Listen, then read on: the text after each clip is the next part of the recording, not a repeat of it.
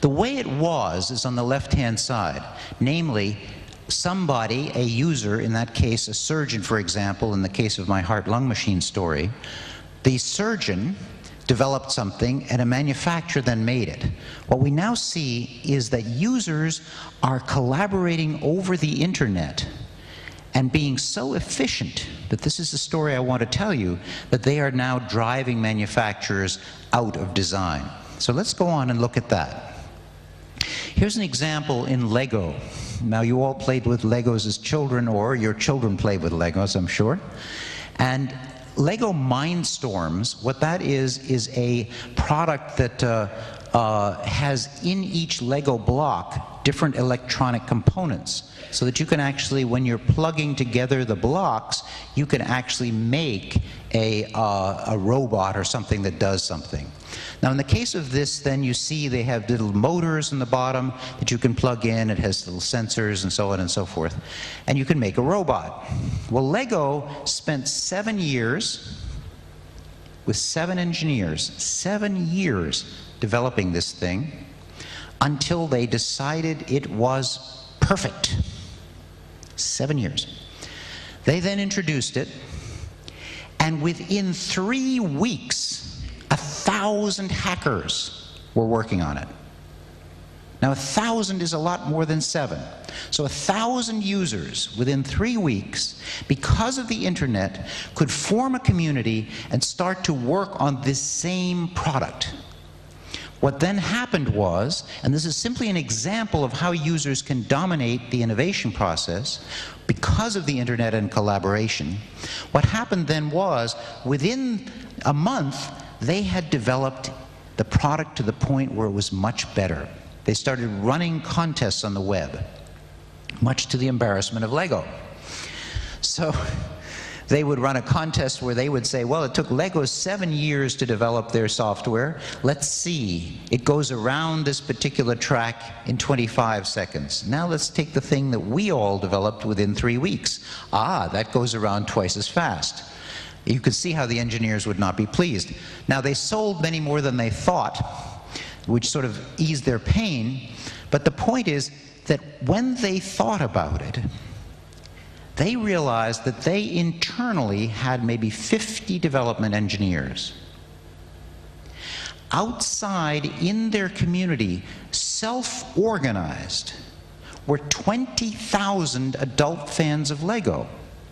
What you see there in those circles is different specializations, robotics, trains, so on and so forth. These people had formed groups and clubs and were exchanging information on their designs and were designing things. So when you sit there as a manufacturer, you say, something really is changing here. You know, we are in a position where somehow or other innovation can also be done by the users, and because they can collaborate, they can actually produce very good products. Now, what they then did, Lego, was they began to adopt a new model, which is, well, okay, product design will be done in large part by the users. We will offer the users our website to build their models on. They can then sell them on our website. They can even design the box on our website. And if other people like what they have done, we will give them a royalty and we will sell it as a standard product. Now, isn't that fascinating? What you see is they have kept some of the job for themselves, Lego has. Namely, they've said, we will keep production for ourselves because there's economies of scale there. On the other hand, we will give away a good chunk of product development because users, there are more of them, and they can do it more effectively than we can. Now, this is not only true of toys. This is true in surgery, this is true in machine development, this is true all over the place. So this is an international community of spine surgeons, 750 spine surgeons, in this case, collaborating on developing new kinds of heart, spine surgery, and so on and so forth. So you see that guy sitting there. What he's done is he's left you on the operating table, and he's rushed outside, and he's said, "What the hell do I do now? You know, dear friends, this operation isn't going as I hoped." Perhaps not. Okay, now, what is the economics behind this? The economics is that users can dominate for two very important reasons. One is there are many more of them. Consider that to be a design space, all the possible ways to design a Lego or all possible ways to design a particular device for spine surgery. Now, users, all those X's are users, in fact, filling in the spaces. Manufacturers are smaller, as you see. Now, there's a second thing that manufacturers do. Manufacturers patent what they do and protect it. Because users do not protect typically what they do, the result is that any user can use the best solution that any user has developed. So you won't be in the position that you're in when you, for example, buy a car, where you say, I want the engine from the Toyota and I want the door from the Citroën. You know, I've got this kind of a problem, and Citroën says, no, we won't sell a door to you, and Toyota says, so you have to compromise in some way. The real power here is there are more users exploring more space than the manufacturers can do, and the second point is that IP does not operate the same way. So the manufacturers house themselves off, they shield themselves off with their small set of IP, and the users sort of move around them. Now, we've done some research on this, and we sort of show where innovation is done best by users and best by collaborating users, and we can show you in terms of communication cost and design cost where users are beginning to dominate. And what we find is that basically over time, more and more of this area is being taken over by users because the communication cost, as you see on that axis there, because of the left axis, because of the costs of the internet going down and so on, and the design costs because of computerization are going down, the result is that users are taking over more and more of the design space from manufacturers. Now, this is also true, you who are concerned with firms in government, as you must be, what you have to be aware of is that most firms are also founded by users, or at least most in some areas that we've looked at. This is one narrow area in sports equipment. 200 firms, small firms, founded by users in that field.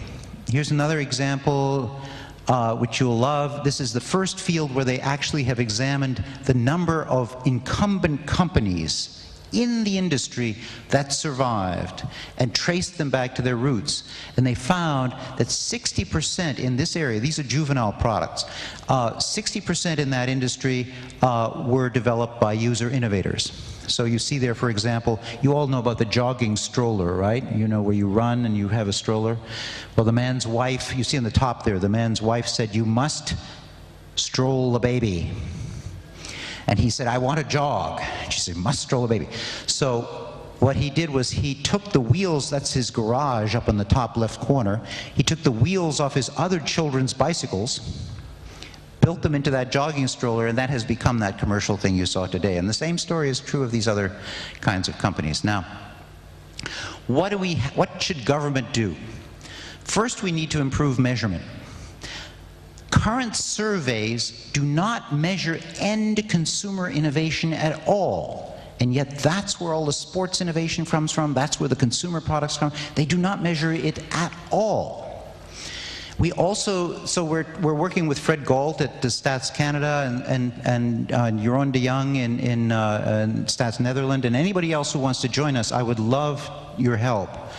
We're actually trying out some questionnaires on user innovation with screeners, and we also are doing work. Fred Galt did this first in the area to show what is going on in the area of industrial equipment. In this case, so consumers, we're on the way, but just beginning. Here in industrial equipment, we know much more. Let me show you this next slide, it's better. In the Netherlands survey, we just did one with 2,000 firms.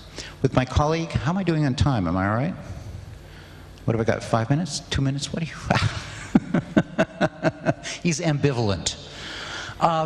So what we did in this study is we did 2,000 firms, and 2,400 firms, small firms from 1 to 100 employees, and we studied whether this is the first cross-industry study.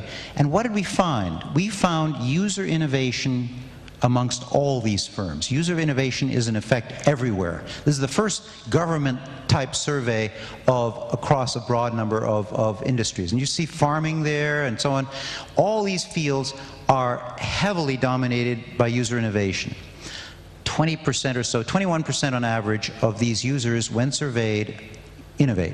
Now, the metrics that are normally used don't pick this up, but these metrics that we have designed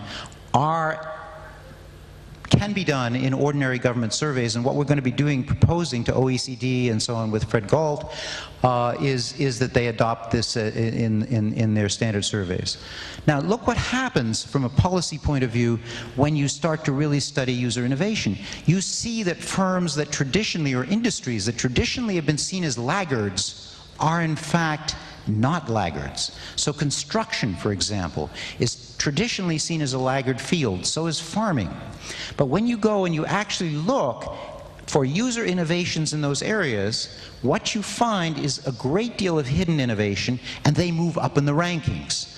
So rather than construction, for instance, being beaten on all the time and saying, oh, you terrible people, you really ought to shape up, let's give all our money to electronics, which is doing so well, you can see there on the rightmost side that, for instance, farming moves up from the 6th out of 9 industries to the 3rd, and construction moves up from 8th to number 5.